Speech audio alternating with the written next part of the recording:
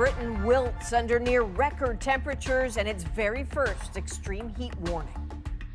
I've been here 5 minutes. I can feel the sweat coming on. And as Europe battles wildfires tonight, what's the forecast for Canada? Mariam, say hi. Say hi, Mariam. Also tonight, a long shot surgery gave this girl a heart to match her courage. Walk with her. I say, look, Mariam, you are so strong. You will be good. And Terence McKenna on the war's financial front, targeting the wealth of Putin's cronies. To not just freeze it, but seize it. Absolutely. But is it working? This is The National. Good evening, I'm Adrienne Arsenault. Right now, a deadly heat wave has much of Europe in its grip. Record high temperatures that have already claimed more than 1,000 lives are expected to surge even higher. Across southern France and Spain, that heat is fueling wildfires, transforming landscapes into smoke-filled infernos. In France alone, thousands have fled their homes. And in Britain, where air conditioning is rare, the heat has brought life to a near standstill. But first, let's get to those wildfires raging across Europe. As Rafi Boudjikanian explains, dramatic images underscored a blunt warning from the head of the UN. A farmer chases his goats away, hoping to spare them from the fire. Another watches his wheat burn. It's a natural disaster, he says. Everyone's doing what they can, but this is a force of nature. What's he doing? A force so potent it stopped this train in its tracks. The flames have claimed 2 lives in Spain so far, and thousands have been forced from their homes. This man crossing his fingers the fire will only scorch the outside of his home, while another already knows he's worse off. Our house is gone. We had a van, it's gone too, he says. Fires are also burning in Greece, in Italy, and in France, where at least 24,000 people have been forced to flee their homes. As record heat suffocates the continent, the world itself is 1.2 degrees hotter now than it was during pre-industrial times. Half of humanity is in the danger zone from floods, droughts, extreme storms and wildfires. No nation is immune. Prompting this dire warning. This has to be the decade of decisive climate action. We have a choice: collective action or collective suicide. Environmentalists pointing out, as a greenhouse gas emitter, Canada has its own role to play. We need to get real about the fact that dealing with the climate emergency means a transition away from oil and gas. Limiting warming to 1.5 degrees is definitely a massive social and economic undertaking that we have to do, but that doesn't mean that it's impossible. In Canada, the goal remains a 40 to 45% emissions cut by 2030 compared to 2005.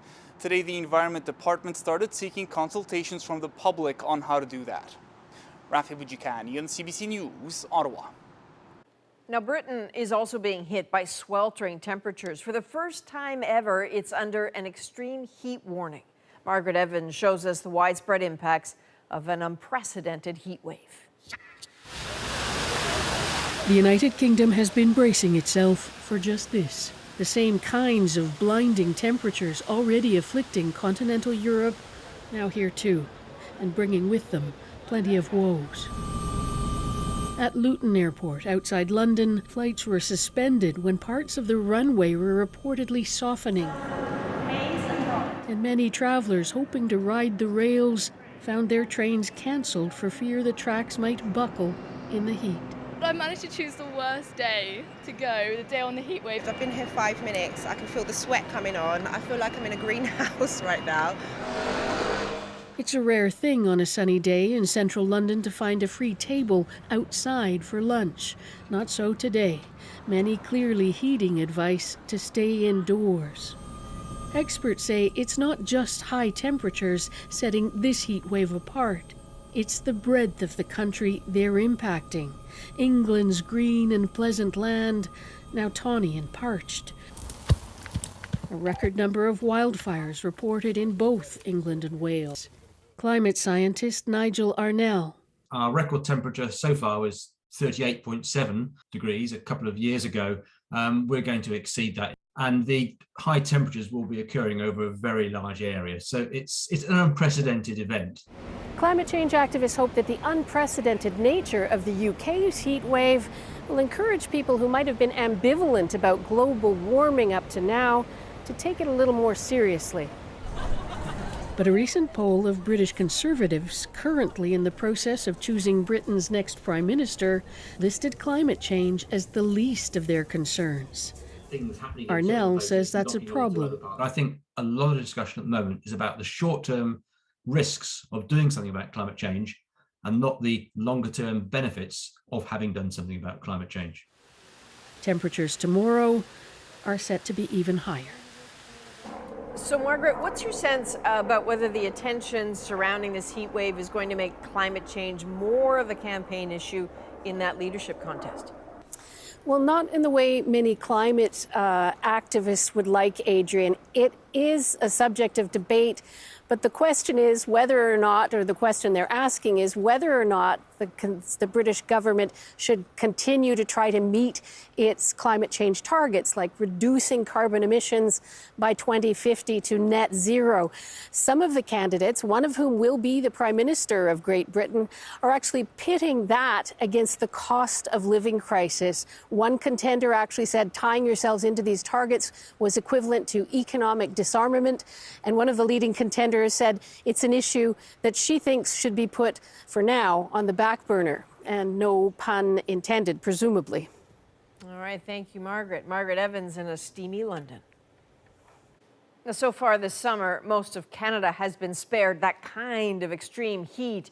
And this country's wildfire season has been tame so far. But as Anita Bath shows, there are some concerning hotspots, and there's a long way to go until fall.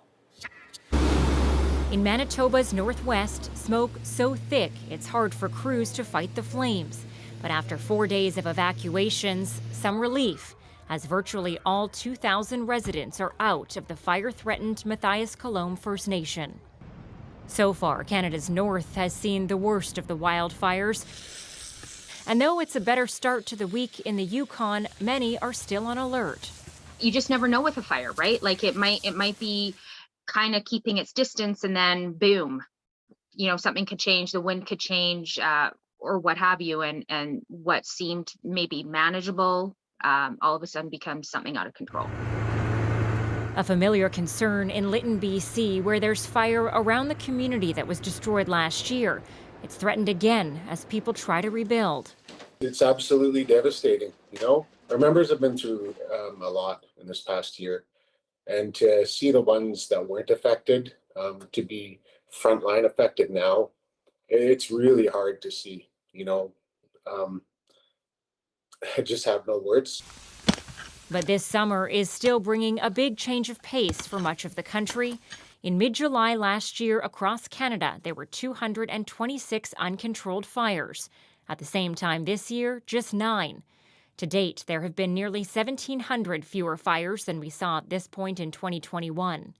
Wildland fire professor Mike Flanagan isn't sure the relief will last. The next week looks like it's going to be hot, dry, from central BC all the way to northwestern Ontario. If we get some new ignitions, whether lightning or human-caused, we could see some significant fire activity. And just as with every fire season, uncertainty looms. It's wait and see what's to come. Anita Bath, CBC News, Vancouver. Albertans are cleaning up after a violent thunderstorm today. I've never seen nothing like that. No. So really strong winds knocked down trees and power lines, leaving thousands of homes without power in the town of Medicine Hat. That is about 3 hours southeast of Calgary. Other areas were also without electricity. A tornado alert was also issued earlier today. The person who shot this video said the storm hit really quickly, tossing her furniture, causing some extensive damage. The couches are flying. Oh, Mercifully, no reports of injuries or missing persons. More than 30 million people in the U.S. are under heat warnings tonight, with some dangerous temperatures in the forecast.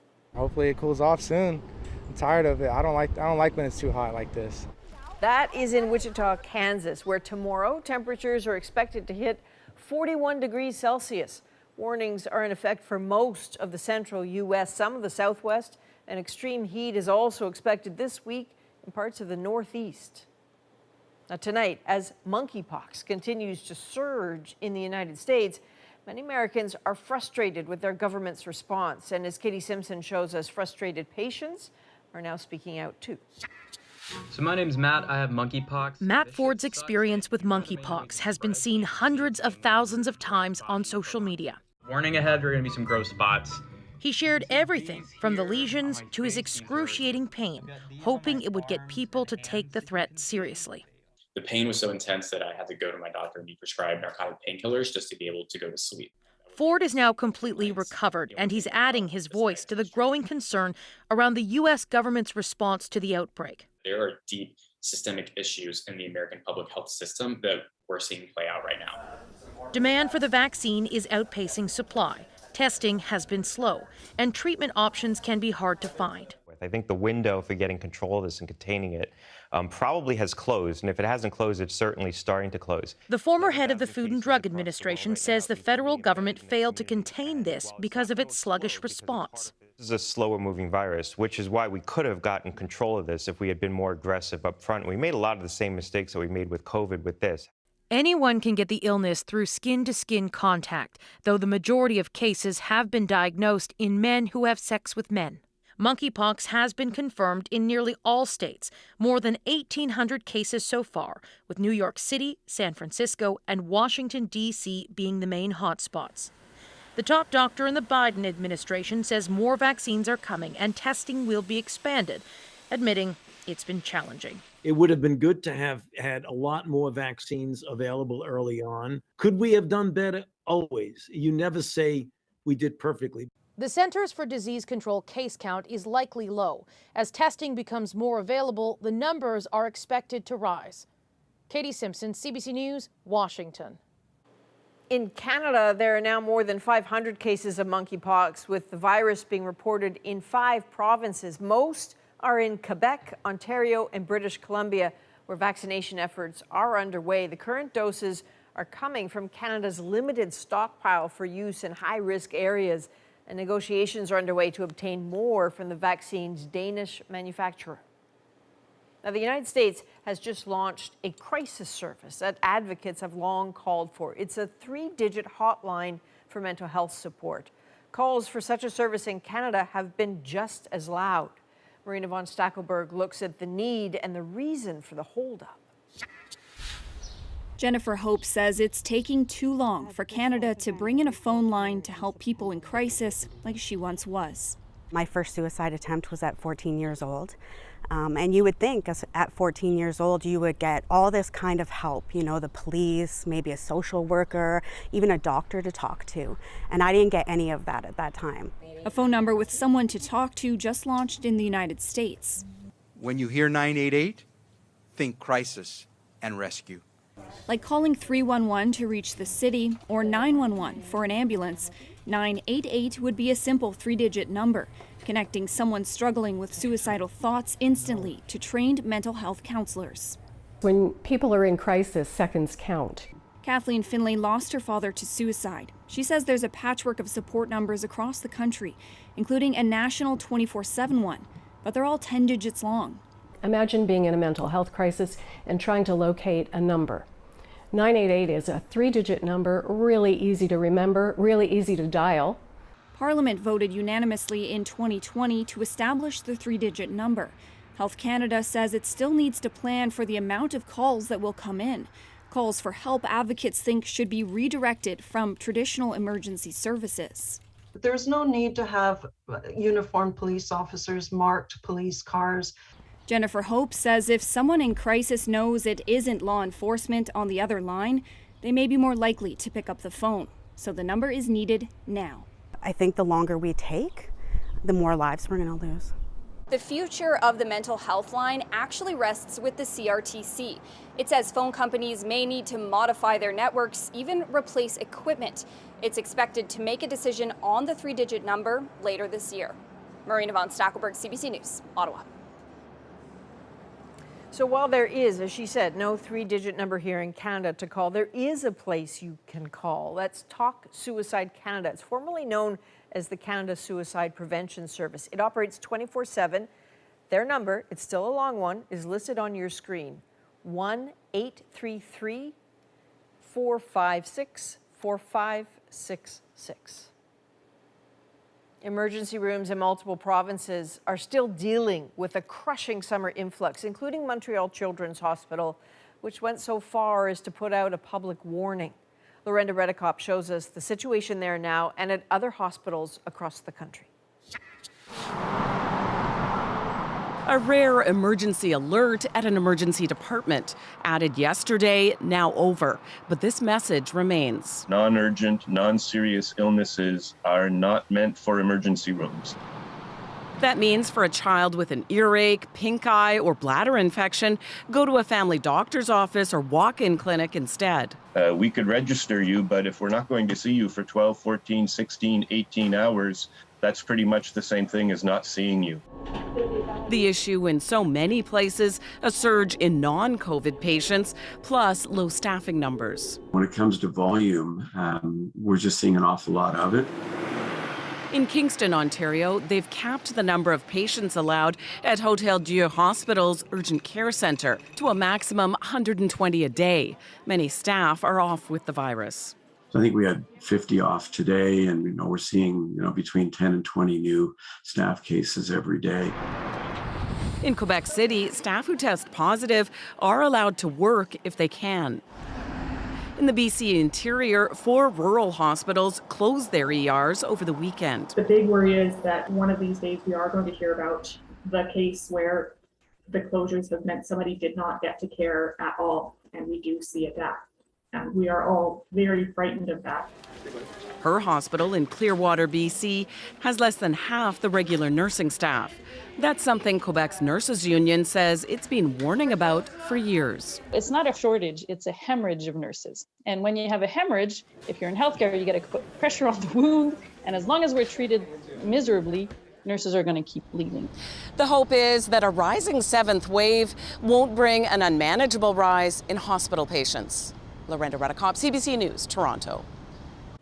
12-year-old Mariam Tanoose has gone through more than most can even fathom. First, there was heart failure, then a failed heart transplant. But heart is something she has shown in abundance. Ali Chiasson has Mariam's journey and an incredible Canadian surgery to match it. Miriam was born with 2 forms of congenital heart disease. By age 11, she suffered heart failure. Her heart transplant failed last year. But instead of giving up hope, her family put their faith in the cardiologists at Sick Kids Hospital.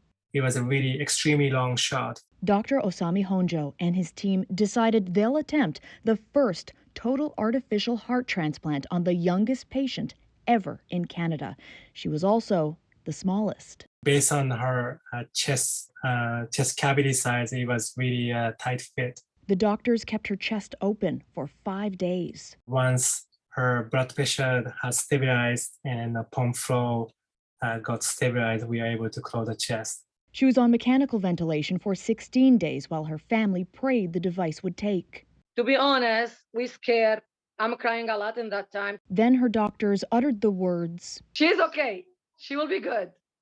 I swear, crying. The artificial heart bought them time until a human heart transplant could be attempted again. And now, 1 year later, she's thriving, earning the nickname Miriam Miracle. Say hi, Maria. What's one thing you want to do this summer before you have to go back to school? Play with the dog. It turns out the dog's nickname is pretty fitting, too. This is Lucky. This is sort of beginning of her new journey. And I'm really hoping that this heart this time will last very long. While setting a medical precedent that the artificial heart procedure can be successful in a young patient, the Sick Kids doctors gave now 12-year-old Miriam a new lease on life. The message to the Sick Kids Hospital, thank you so much.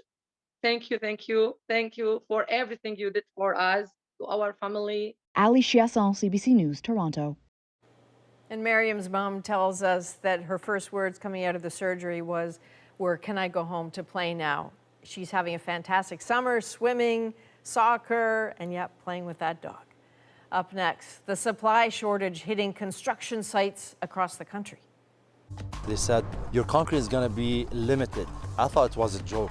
How that only adds to a tough building season. Plus, from their super yachts to luxury homes, the world continues to crack down on Putin's pals. It appears those Russians are finally facing some serious difficulties here. But will those sanctions help stop Russia's war? And one man's search for his biological father leads to a big surprise. I was shocked. We're back in 2. The National, voted Canada's best national newscast.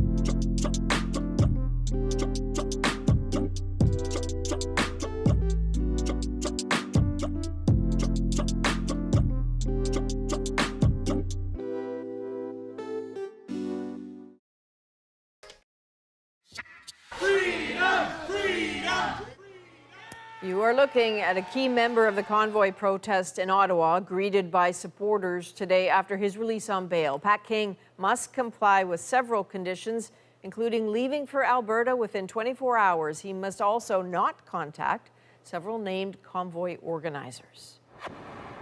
Former Parti Québécois leader André Boisclair has been sentenced to 2 years less a day in jail.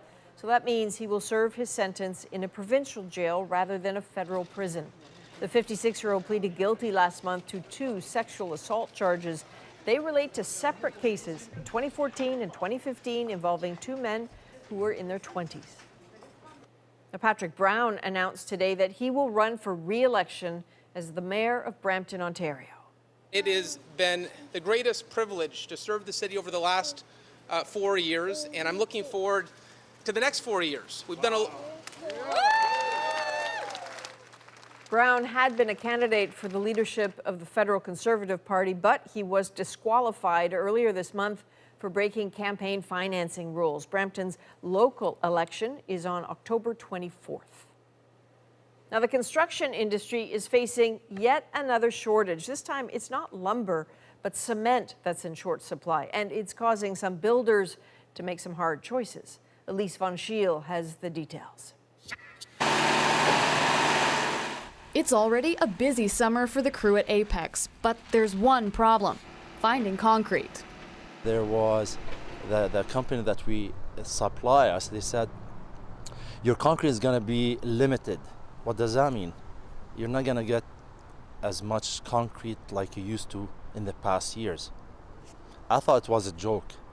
Cement, a key ingredient for concrete, is in short supply across the country. It's because of labor shortages, increased demand, soaring prices, and issues at major plants. Jobs are being pushed back weeks or canceled completely. Everything is getting more expensive. And then you add into that labor issues. And, you know, we have a perfect storm for industry right now. In Ontario, 3 major plants had significant shutdowns in recent months. In May, a fire at one of BC's largest facilities curtailed production for a month, and a worker strike affected half of ongoing projects in Vancouver and the Fraser Valley. It's difficult timing as demand rises. Everybody wants to do everything all at once. And it's not surprising that the economy takes a little time to get adjusted to this new level of rapid construction growth. A boom year for construction is underway, but that rapid growth is being met by a shrinking workforce. We were already forecasting that there would be a likely shortage of workers, primarily because the baby boomers make up such a significant proportion of our workforce. Experts say prioritizing training for new workers and fast-tracking immigration streams for certain industries would lessen the strain. Otherwise, it's a matter of waiting for the market to adjust. But for now, it means tough choices for businesses of all sizes. What am I gonna do? Half job? You know what I mean? Industry forecasts say it could be the end of the year before things get better, well after the end of construction season. Elise Von Schiel, CBC News, Calgary. Canada and other countries around the world continue to target some of Russia's wealthiest. Not just freeze it, but seize it. Absolutely. But months after Putin's invasion of Ukraine, what impact are those sanctions actually having?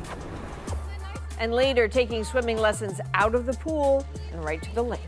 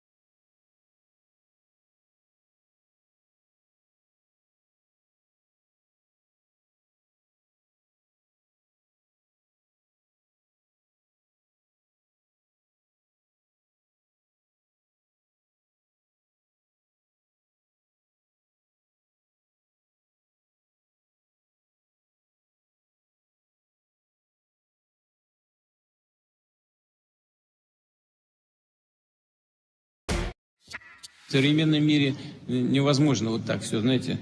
That is Russian President Vladimir Putin assuring government leaders today that Russia cannot be cut off from the rest of the world. But Western countries have been attempting to do just that, imposing sanctions on mega-rich individuals close to the regime and on the Russian economy as a whole. It's not just that residents can't get a Big Mac in Moscow anymore, it's that 1,000 Western companies have just pulled out of the country. Terrence McKenna looks at how that's working. The 156-meter Dilbar is the biggest private yacht in the world. Worth about $800 million US, it has 12 staterooms, a conference room, and a bar. It's designed for 40 guests and 80 crew members. It belongs to Russian businessman Alisher Usmanov, one of the world's richest men and a close friend of Vladimir Putin. That yacht has been impounded in Germany, frozen by Western sanctions against the Putin regime. Same for the Sae, the world's biggest sailing yacht, owned by Putin crony Andrei Melnichenko, boarded and seized by Italian agents in the port of Trieste. And finally, the Scheherazade, the only yacht crewed entirely by members of Russia's elite presidential guard, said to be owned by Mr. Putin himself, impounded at an Italian port in Tuscany. A similar fate has befallen the villas and mansions of Mr. Putin's close businessmen associates, especially in the United Kingdom, which seems to be the favored country where rich Russians come to buy second, third, and fourth homes. For years, Russian oligarchs have hidden their ill-gotten gains in Britain, and hundreds of British bankers, lawyers, accountants, and real estate agents have made a fortune handling that money. Many UK governments have said they were going to do something about that, with little effect. Now, however, with the post-Ukraine invasion sanctions, it appears those Russians are finally facing some serious difficulties here. Take, for example, one of London's most exclusive neighborhoods, Eaton Square. It's often called Red Square because of the number of addresses owned by Russians.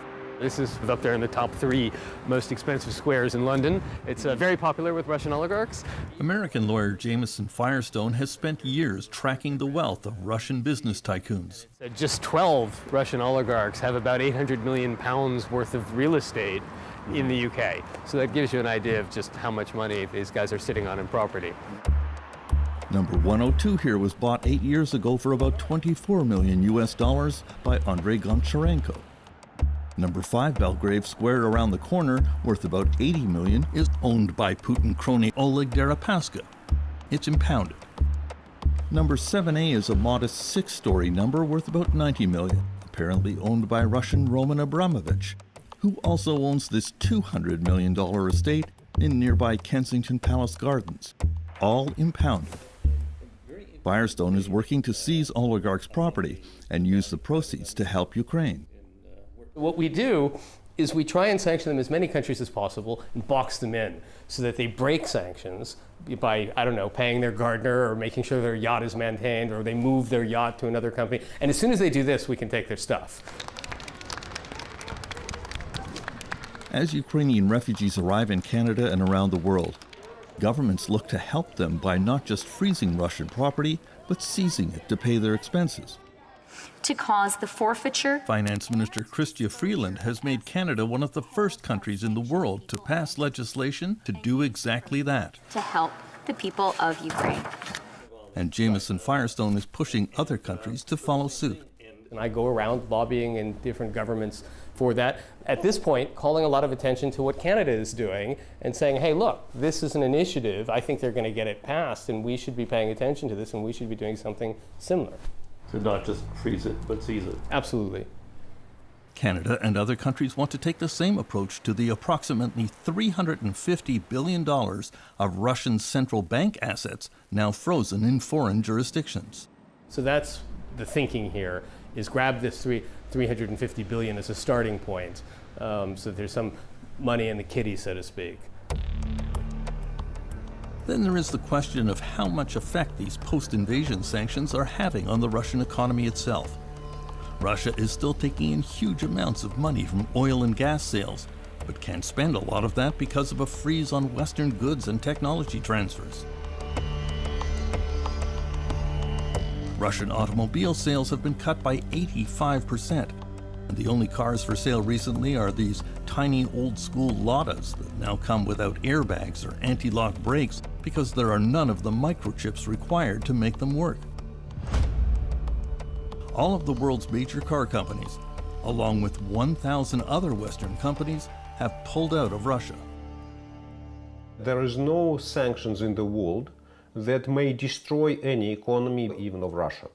Sergei Alexishenko is a former deputy minister of finance and one of the most prominent Russian economists. He is now in exile in the U.S. and is skeptical that even the most effective sanctions would have much effect on Putin's approach to the war in Ukraine. Putin is financing his war, whatever it costs him. So if Russia does not receive proceeds from oil, that doesn't mean that Putin will stop financing the war. He may cut road construction, he may cut pensions and wages. Vladimir Putin says his country will weather the sanction storm and come out stronger because Russia will now replace those Western products with homegrown varieties that will strengthen the economy. Many financial experts think that is nonsense. Former Russian Deputy Energy Minister Vladimir Milov now lives in exile in Vilnius, Lithuania. They promised a lot of Russian smartphones, Russian airplanes. We have heard this crap for decades under Putin. None of this materialized. And the proponents of this idea that Russia will be able to manufacture something on its own, they better explain why this time it would work. It's almost been 3 months since the start of this special military operation. Russian businessman Konstantin Samoylov hosts a video blog which catalogs the effect of sanctions on life in Moscow. Now, this is a regular Russian food supermarket at a regular Russian city where regular Russians shop. He shows that prices are skyrocketing in stores and coffee shops. Cheese has gone up in price significantly. And now, very unusual sight. I have not seen anything like this before. This is butter section. On a recent visit, Samoylov noticed that butter was now being locked up in individual anti-theft plastic boxes. They were used for expensive products like black caviar, for example, or Gillette razors. I asked store's employee and I was told that in recent months they have noticed a spike in shoplifting. A lot of older folks, they started stealing butter. This was the parking lot of one shopping center where IKEA was the anchor store before sanctions. This is the IKEA, now closed. And this is the same parking lot after IKEA pulled out of Russia months ago. You can hear birds tweeting. It's so quiet. It's going to get worse. And this is an economic tsunami coming towards Russia. But Sergei Alexishenko doesn't think even an economic tsunami would stop Vladimir Putin. I do not believe that economic problems, even if they will be very strong, will create political problems in Russia. Putin keeps his political regime using repressions and using fear. Russian people, politically active Russian people, they are scared. They are scared because you may be arrested, you may be beaten until death, you may be poisoned like Alexei Navalny and some of other political activists, and not everyone is ready to pay his life.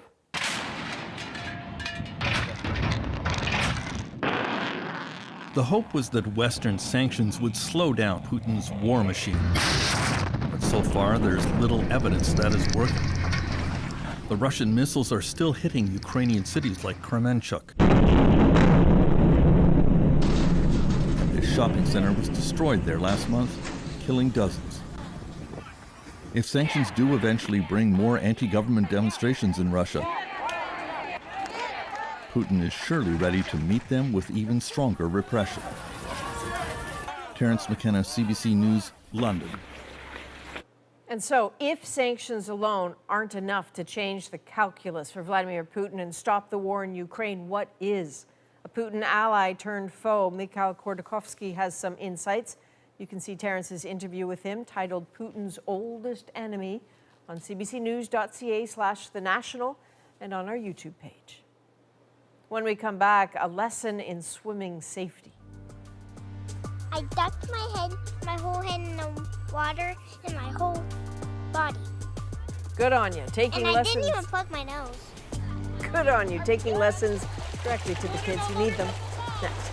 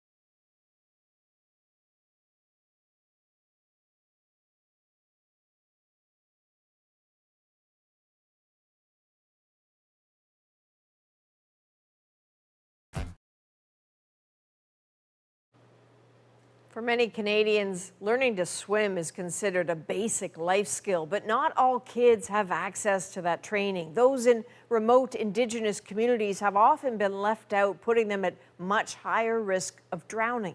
Katie Nicholson looks at one program's efforts to change that. All right, let's go in. Is it nice and warm? No. It's not a heated swimming pool. Just keep those knees straight. Motorboat, go so fast. And that's kind of the point. I can do it too. 2 seconds? Okay, let's try. Ready? And 1, 2. Good job. Stanley, thank you. This is the 9th year the Red Cross's Indigenous Swimming and Water Safety Program has come to Fishing Lake Métis Settlement. One of the things that we're told that they're most grateful for is the ability to bring programming into the communities, in the lakes and rivers and waterways that their children are swimming in, and actually to have those lessons in the lakes that they're using on a day-to-day basis. The risk of drowning for Indigenous children is as much as 15 times higher than the Canadian average. Since 2013, this program has tried to change that, bringing swimming lessons to 73 communities across 6 provinces and territories. I've seen a lot of the children go from being 4 or 5-year-olds, being a little bit tentative in the water, to now becoming water watchers and becoming those leaders and water safety leaders in their communities. Like 14-year-old Trey Callio. I learned that I have to keep count of kids a lot to make sure that a lot of them don't go underwater. Others are mastering more basic skills. I ducked my whole head in the water and my whole body. And I didn't even plug my nose. Can you show me how you're a mermaid in the water again on your belly? And while it's clearly a lot of fun, the very serious reason they're here, never far from the surface. So if I go tubing, when I'm older, I don't fall in the water and drown, even though I'm probably going to be wearing a life vest. It's too early to know for sure if the program is having an impact on drowning statistics, but there are other rewards. I was in one community where a grandmother was in one of our lessons learning how to swim, and she brought her granddaughter to learn how to swim with her. So 18 years old and 65 years old learning to swim together. It's beautiful. Can I do this? Beautiful, and hopefully a little safer for everyone. Katie Nicholson, CBC News, Toronto. From protecting kids swimming in the wilderness to protecting the wilderness itself. There is this doom and gloom narrative around the environment, and I think that it's so important to turn that around into a narrative of hope. We will look at how some hefty donations are driving conservation efforts in Canada.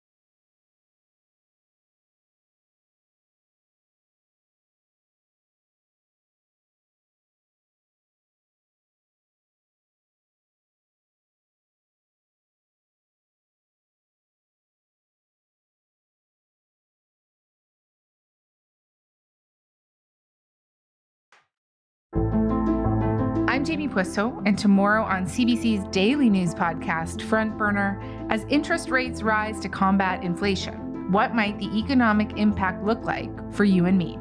Subscribe wherever you get your podcasts.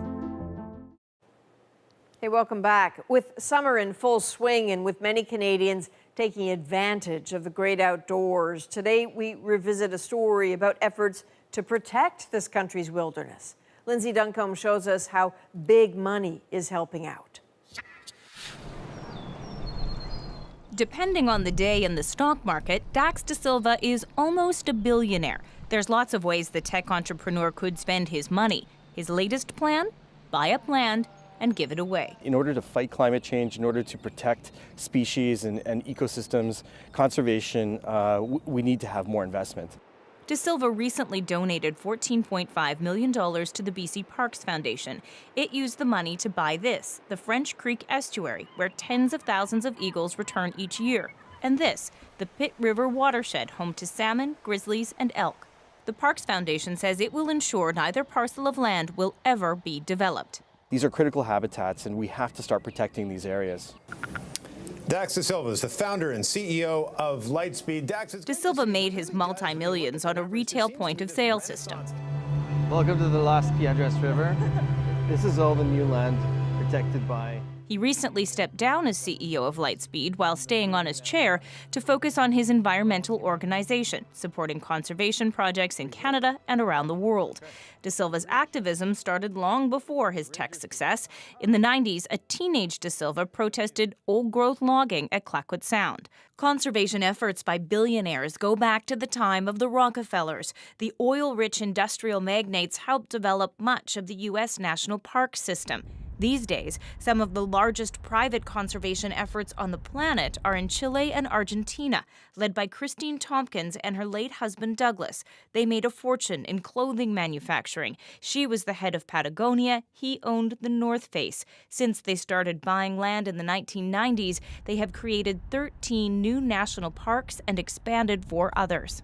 We were foreigners and we were spending a lot of money on huge tracts of land and saying we're going to conserve them, not cut the forest down. And there just wasn't a precedent for that.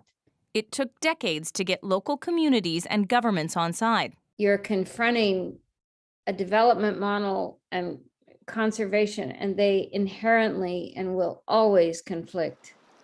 Dax De Silva's British Columbia donation was met with skepticism too. Initially, there was concern, just like I had, that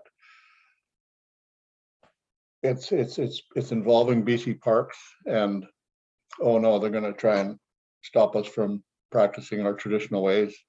Rick Bailey is an elected band councillor with the Katzie First Nation. The Pitt River watershed is traditional Katzie territory. The First Nation has been working for decades to protect it. It needed reassurances about the De Silva donation. We will continue to use the land and resources as we always have. And if it takes someone really rich to make that happen, he's okay with it. There's more and more of it happening, and I'm happy to see it. We didn't have the money. De Silva wasn't the only donor to help protect the eagles at French Creek. In addition to his big bucks, the Parks Foundation collected small bucks through a crowdfunding campaign. De Silva wants to inspire others to give what they can. There is this doom and gloom narrative around the environment, and I think that it's so important to turn that around into a narrative of hope, especially with everything we have to accomplish. Donations big and small may be just one way to address the huge challenges ahead, but De Silva plans to keep on making them. Saving land and the planet won't come cheap. Lindsay Duncombe, CBC News, Vancouver. Just a quick update on the crowdfunding campaign for that eagle sanctuary on Vancouver Island. The BC Parks Foundation not only met its fundraising goal, but according to Dax De Silva, there was so much community support, there's enough money to put towards a future conservation project. Up next, 2 Facebook friends find out they've got a lot more in common than an online connection. 99.9%, he's my brother. How they discovered that right after the break. It's such a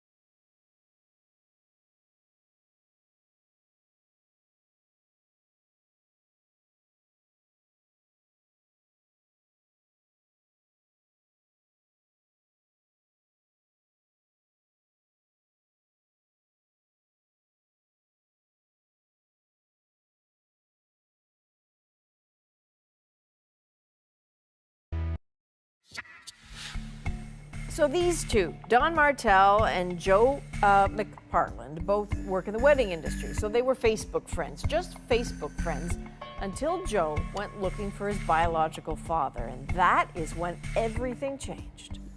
So with some help from a DNA test, the two found they shared more than just a Facebook connection. They are related. It seems they share a father. So they visited his gravesite to share their story with us in tonight's moment. Hey, how you doing? Good to see you. I was shocked. I had no idea he would end up being my brother.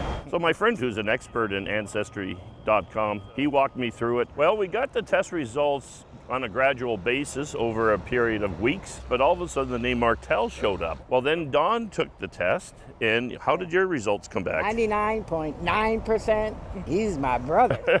My gang of friends and I, we used to tear through this cemetery day and night. So I was going by my actual birth dad's grave, not knowing who was here, and what a good-looking man he was. I took my dad's photo and his photo.